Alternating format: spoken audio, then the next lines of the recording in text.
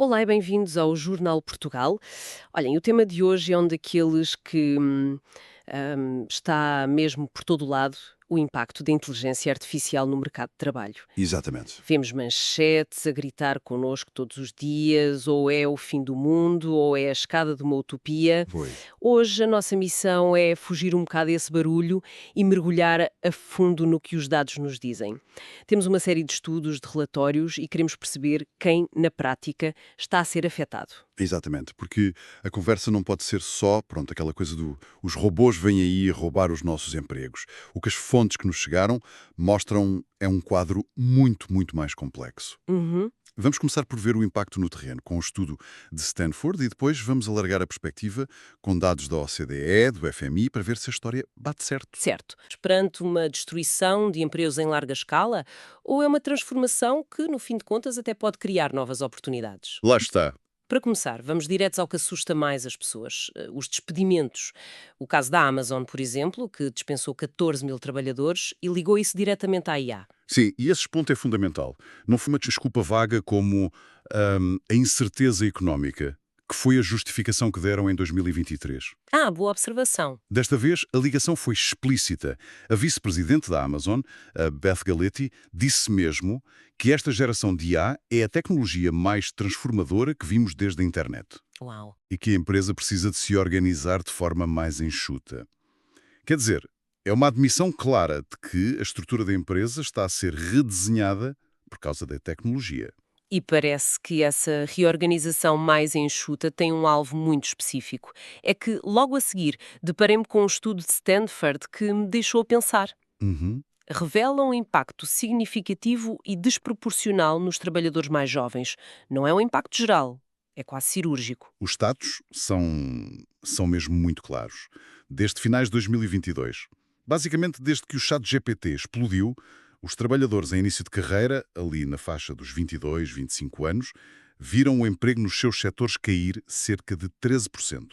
13%. E o mais curioso é que, para os trabalhadores mais velhos e experientes, nos mesmos setores, o emprego manteve-se estável, ou, em alguns casos, até cresceu. 13% é imenso. Mas, tipo, que profissões são essas? Estamos a falar de quê exatamente? O estudo foca-se em áreas onde a IA consegue mesmo automatizar tarefas, em vez de apenas, pronto, ajudar um humano. Certo, a substituição pura e dura. Exato.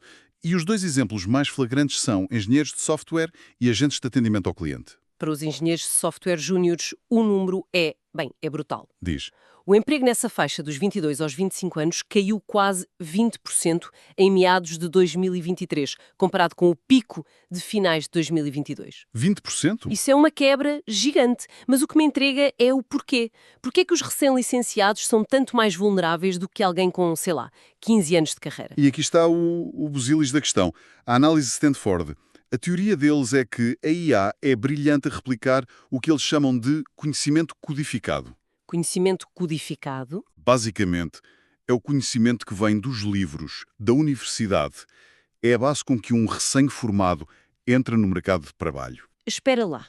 Então, o que os investigadores estão a dizer é que um diploma universitário, todo aquele conhecimento académico, é agora a coisa mais fácil de ser substituída por uma IA? É precisamente isso. Isso muda completamente as regras do jogo. Exatamente. Porque, em contrapartida, a IA tem uma dificuldade enorme em substituir o conhecimento tácito.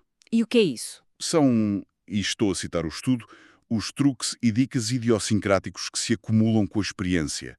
É o saber fazer, a intuição, a capacidade de resolver um problema que não vem no manual. Percebes? Percebo perfeitamente. É o que distingue um sénior de um júnior. Lá está. E essa distinção já está a ter consequências muito palpáveis. Numa das fontes do site de carreira Zeti, eles até já têm um nome para o fenómeno: AI Anxiety Pivot. O pivô da ansiedade da IA. Exato. Estão a ver um número crescente de jovens a desistir de carreiras de escritório e a mudar proativamente para trabalhos manuais, o chamado trabalho de colarinho azul, por medo desta instabilidade. É uma reação perfeitamente lógica, não é? Se as portas de entrada para as carreiras que exigem o diploma parecem estar a fechar-se, as pessoas procuram refúgio onde se sentem mais seguras. Menos substituíveis por um algoritmo. Exato. Ok, até agora o cenário parece, pronto, bastante preocupante, especialmente para quem está a começar. Mas foi aqui, ao ler as fontes, que a história deu uma volta de 180 graus. Hum. Deparei-me com o grande relatório do OCDE e, sinceramente, parece que não bate a bota com a perdigota. Como é que estas duas realidades podem coexistir? É o grande paradoxo desta discussão. A principal conclusão do relatório OSCDE Employment Outlook 2023 é que, olhando para os números globais, há, e cito, pouca evidência de efeitos negativos significativos no emprego devido à IA. Pouca evidência. A maioria dos estudos que eles analisaram não consegue encontrar uma queda estatisticamente relevante no emprego total. Então, como é que explicamos isto? Por um lado, temos a Amazon a despedir, os jovens engenheiros a perder o emprego. Por outro, a OCDE diz que, no geral, o impacto é mínimo. Onde é que está o truque? A OCDE aponta três fatores principais. O primeiro é simples. A adoção da tecnologia ainda é baixa. Ah, ok. Quer dizer, fala-se muito mais de IA do que se implementa realmente nas empresas. Um inquérito nos Estados Unidos, por exemplo, mostrou que só cerca de 3% das empresas usavam IA há uns anos. O impacto é forte em nichos, mas ainda não é grande o suficiente para aparecer nos dados macroeconómicos. Faz sentido. E o segundo fator? Eles mencionam o ajuste por atrito. Gostei do termo. Pois, basicamente significa que as empresas estão a tentar evitar as manchetes assustadoras. Em vez de fazerem despedimentos em massa, que geram pânico e má publicidade, elas simplesmente esperam. Esperam. Não substituem as pessoas que se reformam ou que se despedem voluntariamente. É uma forma mais suave de reduzir a força de trabalho, mas o resultado final é o mesmo. É uma mudança mais silenciosa. Uma espécie de erosão lenta em vez de um terremoto. E o terceiro fator? É o mais importante para o futuro, a criação de novas funções. A OCDE chama-lhe o efeito de reintegração. Certo. A IA não se limita a destruir tarefas, também cria novas, especialmente para pessoas cujas competências complementam a tecnologia. A procura por estes novos perfis tem crescido tão depressa que, em parte, compensa as perdas noutras áreas. Essa ideia de competências que complementam a IA parece ser o ponto central. Sei que o relatório do FMI aprofunda muito essa questão, não é? Precisamente. Eles têm uma forma de mapear que empregos estão em risco e quais podem, na verdade, sair beneficiados. O FMI criou um mapa muito visual. Num eixo temos a exposição à IA, ou seja, o quanto as tarefas podem ser feitas por IA. No outro temos a complementariedade, o quanto a IA pode potenciar o trabalho de um humano. Ok. No canto do perigo, com alta exposição e baixa complementaridade, estão, por exemplo, os operadores de telemarketing ou certos trabalhos administrativos. As tarefas são rotineiras e a IA faz aquilo melhor e mais barato. E no outro lado do espectro? Onde está a oportunidade? O quadrante mais fascinante é o de alta exposição e alta complementariedade. É aqui que encontramos cirurgiões, advogados, juízes. Ah, interessante. O trabalho deles está muito exposto à tecnologia, mas não para substituição. Um advogado pode usar IA para analisar milhares de documentos em minutos. A IA não substitui, torna um advogado muito mais produtivo, não é? Sim, claro. O trabalho está protegido pela necessidade de responsabilidade, de ética, de pensamento crítico. Mas isso leva-nos a outro paradoxo, que também aparece num relatório da OCDE.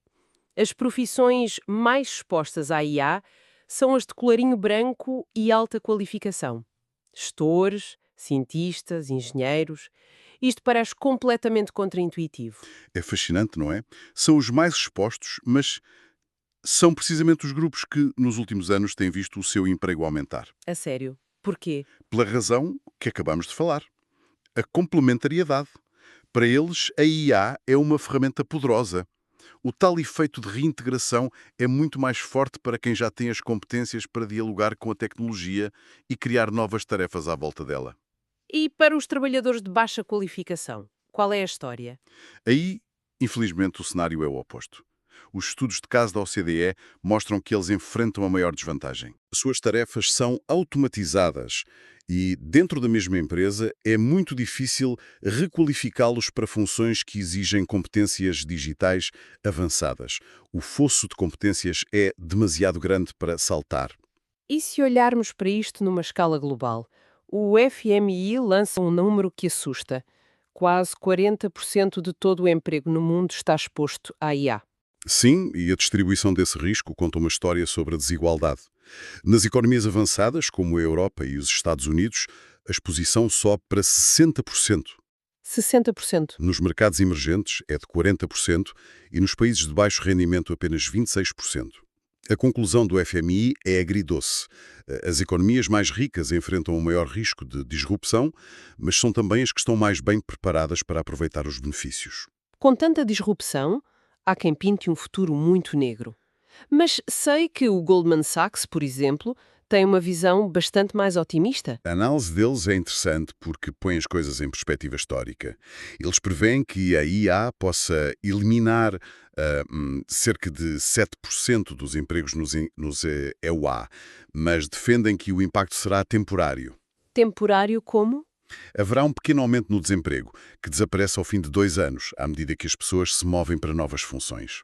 É o argumento clássico de que o pânico sobre a tecnologia destruir empregos não é novo. Exatamente. Eles têm uma citação ótima no relatório. As previsões de que a tecnologia reduzirá a necessidade de trabalho humano têm uma longa história, mas um mau historial. Gosto disso. E apresentam um dado incrível. Mais de 85% do crescimento do emprego nos Estados Unidos, desde 1940, veio de funções criadas pela tecnologia que simplesmente não existiam antes. Se a criação de empregos é a resposta, então a questão é como o fazemos de forma intencional. E isso leva-nos ao plano estratégico da Índia, que é um exemplo fantástico de uma abordagem proativa. Sem dúvida, o plano da Índia é notável.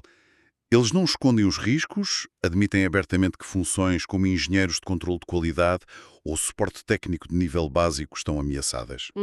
Mas, em vez de ficarem parados, veem nisto uma oportunidade para criar até 4 milhões de novos empregos nos próximos 5 anos. E qual é o plano para o conseguir? Propõem uma missão nacional de talento em IA. O objetivo é transformar a Índia naquilo que chamam a capital mundial da força de trabalho em IA. Ambicioso? Isto passa por uma requalificação em massa, coordenada entre o governo, a indústria e as universidades. E já estão a pensar nos empregos do futuro. Especialistas em ética de IA, treinadores de IA, analistas de sentimento, engenheiros de DevOps de IA. Quer dizer, eles estão a desenhar o futuro. A mensagem deles é clara. O futuro não acontece por acaso. É construído. Então, depois de juntar todas estas peças, o que é que aprendemos? Fica claro que a história de humanos contra robôs é demasiado simplista. O impacto é muito desigual. Exato. Atinge de forma desproporcional os jovens em funções de entrada muito específicas, mas, ao mesmo tempo, pode potenciar, e muito, o trabalho de profissionais experientes e qualificados. Aquele fosso de que falámos no início, Entre o conhecimento codificado da faculdade e o conhecimento tácito da experiência, parece ser, neste momento, o fator decisivo. e o mais importante é que o resultado final não está escrito na pedra, depende imenso das políticas públicas, do investimento em formação e das escolhas que as empresas e os governos fizerem a partir de agora. Vemos isso na discussão que está a acontecer no Brasil, por exemplo, sobre a necessidade de regular e garantir transparência e na aposta na qualificação profissional. No fundo, tudo se resume a uma citação do relatório indiano, Qual? de Debjani Ghosh, que diz: a diferença entre a perda de empregos e a criação de empregos depende diretamente das escolhas que fazemos hoje. É uma chamada à ação. Isto deixa-nos com uma última provocação para quem nos ouve. Todas as fontes que analisamos hoje focam-se em como a IA afeta o mercado de trabalho atual. Mas o que vai acontecer quando uma geração inteira crescer com a IA como uma ferramenta básica desde a escola primária, como o plano da Índia já prevê? Será que a própria distinção entre o conhecimento que vem dos livros e o que vem da experiência vai deixar de fazer sentido? É uma excelente questão. E se isso acontecer, como é que vamos medir o valor de uma pessoa no mercado de trabalho de 2045? Fica a reflexão. Obrigada por terem estado connosco no Jornal Portugal.